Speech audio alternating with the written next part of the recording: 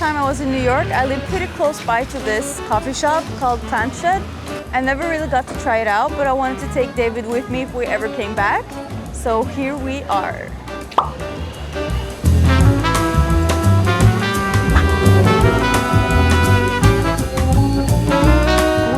Love matcha, which is why we ordered 2 matchas with oat milk always. First sip.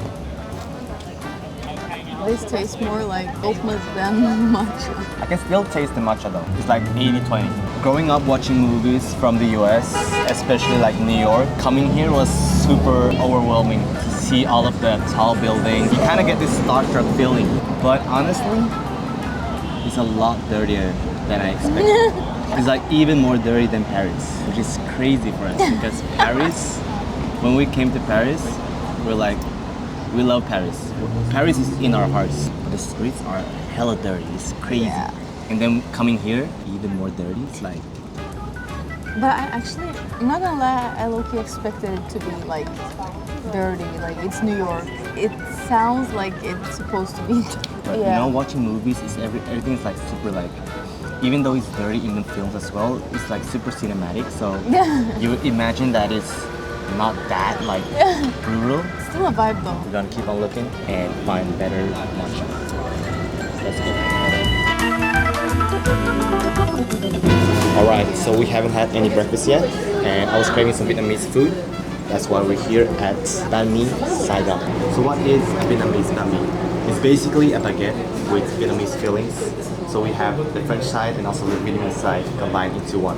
We ordered 1 sauté beef and 1 curry chicken. So we have like 1 classic one and then we have a fusion one. So we'll have David taste this and see if it's authentic or not. First bite. This one was the curry chicken, spicy level, really good. Vegetables, I like that they have a lot of it, and the vegetables feels really authentic. The bread, really, really good. So good. Next, let's try the sauteed beef. Oh. This one felt a little bit more heavy though. I feel like Vietnamese cuisine in general is very like lightweight. Authenticity levels of this one is lower than the previous one. Yeah. Let's get to the ratings. The curry chicken, really good. I really enjoyed the vegetable, the ratio, the chicken, the bread. Everything felt really authentic. I will give that an 8.5 out of 10. I agree, but I think I will give it an 8 because I'm not that big a fan of chicken. The bread is a 10 out of 10. It was so good. It's the best like banh mi bread I've ever had. That's what makes it like the rating even higher. The sauteed beef, I was a little bit disappointed because I had higher expectation of this one. Usually because we always order beef in our banh mi. This one had a little bit more fat than what I usually enjoy. 7.5 out of 10. I agree. Coming from a small city like Oslo, I feel like New York is obviously much bigger, but it still feels kind of small and like cozy. And I really like that. Ooh! I feel like one of the main differences is like there's so many people compared to Oslo. It should be like more uncomfortable talking in front of like so many people. I don't know, it's kind of like the opposite. It feels more comfortable walking around with a big ass tripod, talking, pointing the camera towards our faces compared to Oslo, which is really weird. I feel like the reason as to why it's more like comfortable to film as well as like take pictures and make content like on the street is because people here, they don't care. And I feel like in Norway, it's like very up and personal because there's less people. Imagine yourself on the street and it's only one other person across the street. It feels too personal, you know? It's a big like mindset difference in the culture between New York and Oslo, obviously.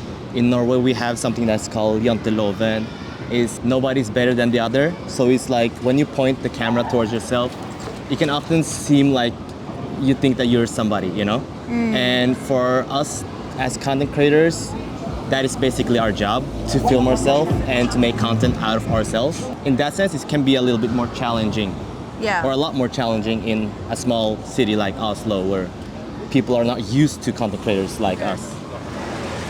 When we come back to Oslo from traveling, we always try to keep like the energy that we had in that country and bring it back to Norway. We're gonna try to be uncomfortable and challenge ourselves in our own country as well. yes. Make more content and just keep that mindset from the international perspective. Yes. Now we're going to test out the second matcha of the day, which is from here. Let's go. Okay, en til. Oh, bro. Det er Adam Sandler. Nei. Jeg sverger Adam Sandler. Nei, slutt. Jeg sverger Adam Sandler. Så jeg bare så bakom We oss. just saw Adam Sandler. I only saw his head. And she made so much. He's just walking the street like this. Okay, so apparently we just saw Adam Sandler walking right in front of us. He's still there. Shit. Okay. So All right, so yeah, we're here. Matcha full. Let's go.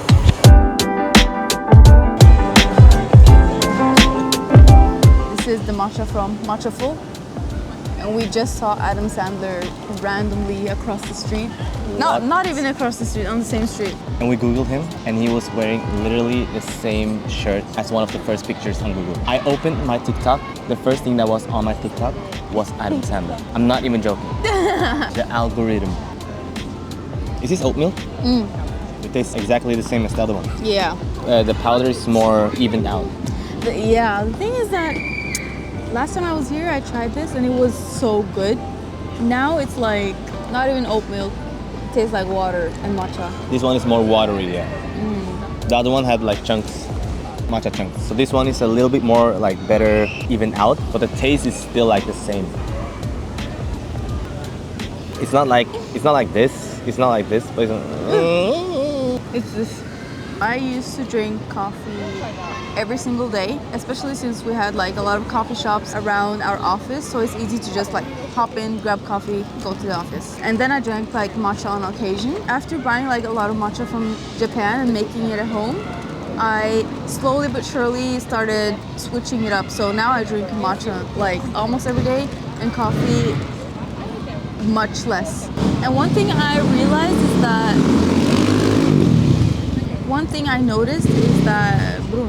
the main difference that I noticed is that like my digestive system started getting better. That's crazy, but it's true. And I just felt like a lot more benefits from drinking matcha over coffee, and I don't think I'm going back. For me, I wasn't the biggest fan of either coffee or matcha, to be honest. Whenever Jazz got coffee in Oslo, it was just natural for me to get one as well, and my taste buds gradually got used to the taste, the bitterness of coffee, but only like iced mocha or iced latte. I cannot do like the black ones. Not yet. I need the sweetness. It wasn't until we went to Korea that I started to actually enjoy iced matcha latte. Because in Korea, I don't know what they put in it, but they have really like a good balance between the matcha taste, the oat milk, the ratio between those two, and also the sweetness. And for me, the sweetness is really important, so it doesn't taste like grass or dirt. But in Oslo, there's not many places that can make an iced matcha latte properly, especially when Yas started to make her own matcha at home. When I tasted that, it was so like difficult to go back to the ordinary like matcha lattes in Oslo cafes, the other places, because she buys from like really proper websites. She's done the research as well, so the taste, it just feels like quality, premium matcha, you know? It's crazy how we've been dreaming about traveling for work, and now we do it while making content. Okay.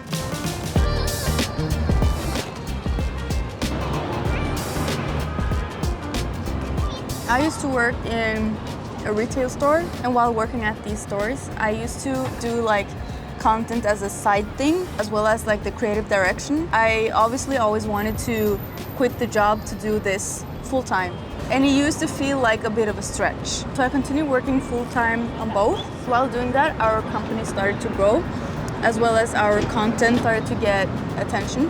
That made it possible for me to quit my job and to work full-time. It was a bit scary at first because the pay isn't like consistent, so that was something I had to get used to, which was like a very scary thought. I just had to learn to use that fear as a grind to not make that happen, you know? Using that fear as fuel was the best decision I could have made, because that led me to where I am today. And I couldn't have done that without David also reassuring me and pushing me to work even harder, and we did so together.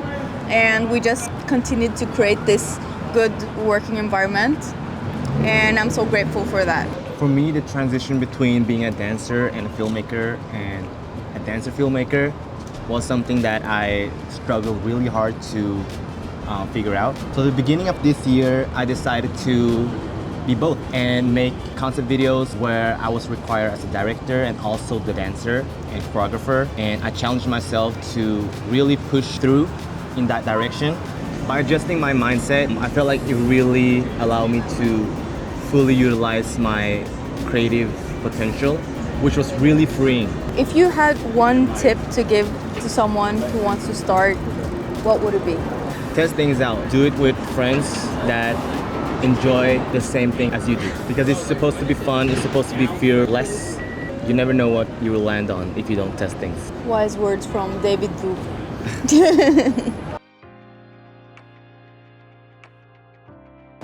We're on our way to the last coffee shop of the day. We've had too much caffeine, low-key, but we're gonna do one last one. Cha-cha, matcha. Let's go. See you Bye. there. Rating. I had to change it up a little bit.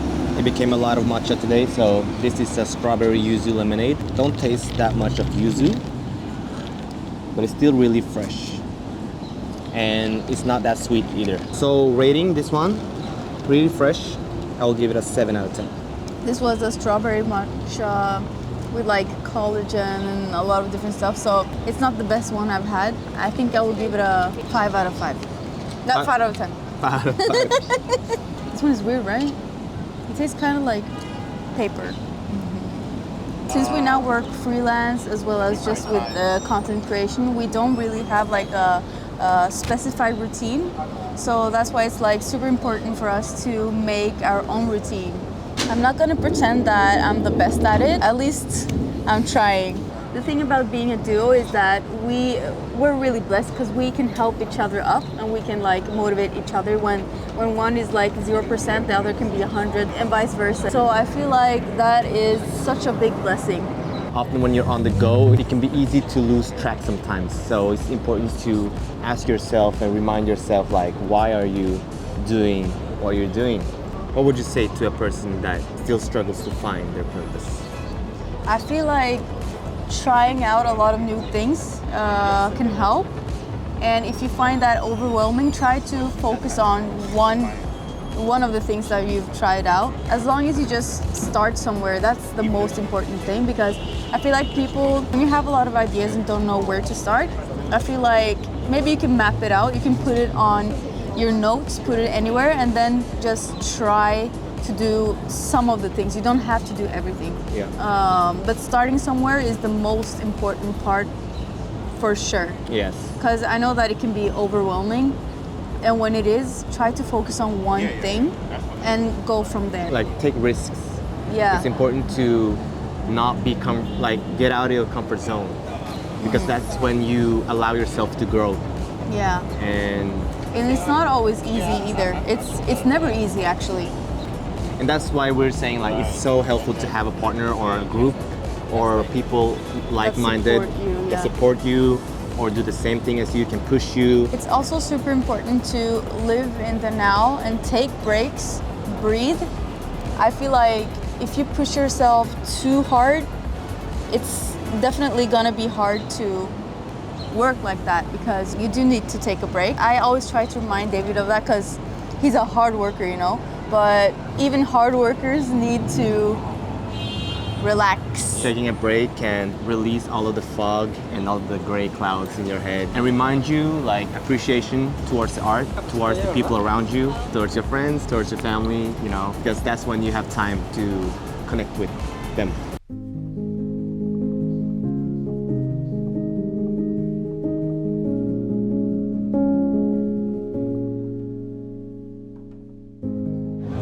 So we're in the middle of Times Square right now. It's currently 11:35 or something, and it's crowded as there's so many people. You kind of feel like you're a part of a puzzle. So we're just here right now. And I feel like touching into what we talked about earlier with taking breaks and just trying out new stuff and trying to figure out your way. I feel like it's very important to celebrate your wins, no matter how big or how small, because all of those steps will lead to something bigger. It's a bigger purpose behind it, if it makes sense. Coming from the small city like Oslo into a bigger city, it reminds us to appreciate the journey, to have fun while doing what we do, and that we are literally just like... Yeah. Thank you guys so much for watching, and see you in the next one. Bye.